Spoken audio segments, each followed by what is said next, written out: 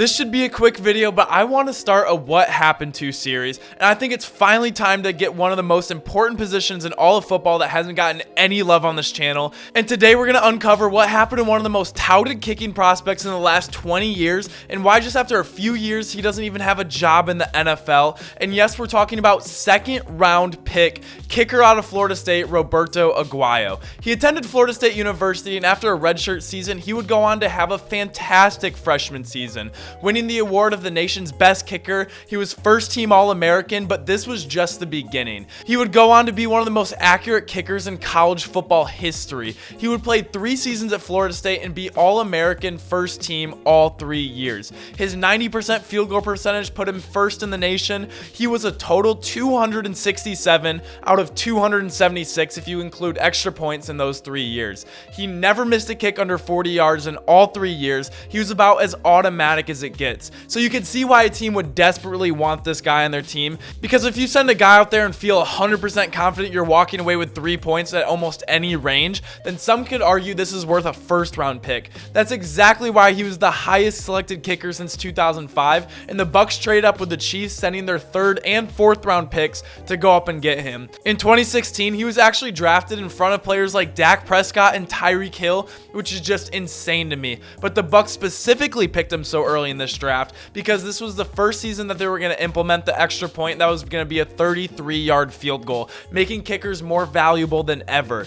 He would go on to have a rookie season with a pretty terrible preseason showcasing, and I think this is where a lot would go wrong, because the man who couldn't miss in college missed multiple field goals and extra points in the preseason. Roberto would continue his struggle into his rookie year, going 22 of 31 on field goals. This field goal percentage of 71% would put him dead last in the NFL. He was 4 out of 10 from 40 to 49 yards, and the longest kick he made all season was just 43 yards long. He missed 2 extra points, but this paled in comparison to how disappointed Bucks coaches and especially their fans were as they watched their technically 2nd, 3rd, and 4th round pick embarrass himself. And just the next season in 2017, the Bucks brought in veteran kicker Nick Folk to compete for the job, and before the season even started, they cut Roberto. But the very next day, he was picked up by the Bears off the waivers, but he was waived within a month. He also got chances this year from the Panthers and the Chargers, but they eventually both released him and he didn't take any regular season snaps. So he still hasn't seen the field since his disappointing rookie season almost 5 years ago now. And most recently, after being a free agent for almost 2 years, the New England Patriots signed him to their practice squad, but just a few days ago, he was released on June 17th, losing yet another kicking battle to Nick Folk.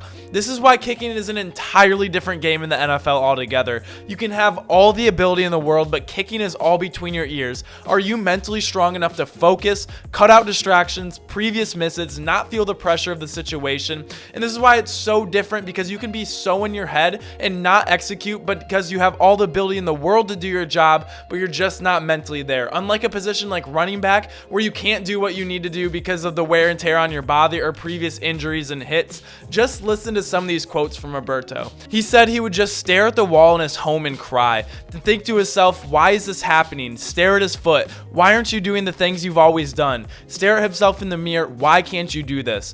He was failing in front of the whole world. He had all the expectations in the world, and to a 22-year-old, this could be devastating.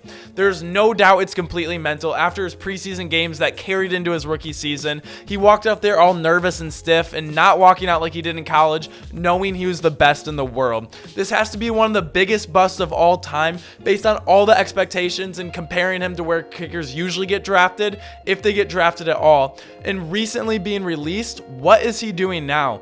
Well, first, he says the NFL is always going to be there for him. He's working to prove that he can be the guy he was in college, and he believes he just needs another opportunity to get out there on the field. But now his attention is split, because now he has picked up a huge hobby in golf. He accepted an internship at the PGA Reach program, which is a charity foundation for the PGA. He said he became obsessed with golf, and I'm just happy for him. He is still training his kicking and is on standby for any NFL teams that might approach him needing a kicker some point during the season. But if you were like me and were wondering what happened to the most hyped up kicker of all time in the last 20 years, that's what happened. But I think this would be a lot of fun for you guys to bring up some names, whether it's an old receiver, a quarterback that busted, a linebacker, someone that just like was so hyped up going in and you're just wondering whatever happened in the career. I think this could be a super fun series, and I'm really glad and hope you guys get to enjoy it as well. Make sure to like the video if you like videos like this. Make sure to comment down below what you think about Roberto. Does he deserve another shot in the NFL, or is that kind of over? He blew in his rookie year. Comment down below another person you would like to go over, and make sure to subscribe if you enjoy daily sports content. I appreciate you guys so much, and as always, I will see you tomorrow. Peace.